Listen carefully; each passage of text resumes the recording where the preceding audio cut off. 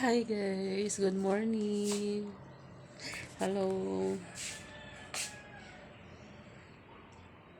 Bagong gising ang tita.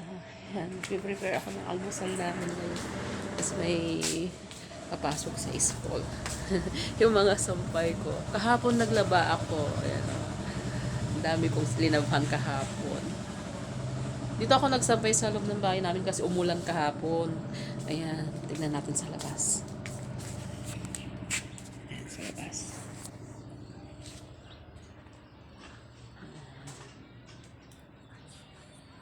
Ang lakas ng ulan kahapon. Tapos hanggang gabi, umulan pa. Ang lakas, super lakas ng ulan. Grabe guys. Ayan, so kita nyo sa labas. Fresh air. Fresh air. Ayan, tayo sa labas. Diba? Ito yung bahay namin guys. Ayan, bahay namin. Bahay namin na ano. Pag naging mayaman ako, pag nagkaroon ako ng maraming pera, papaayos ko itong bahay namin. Sana. Sana.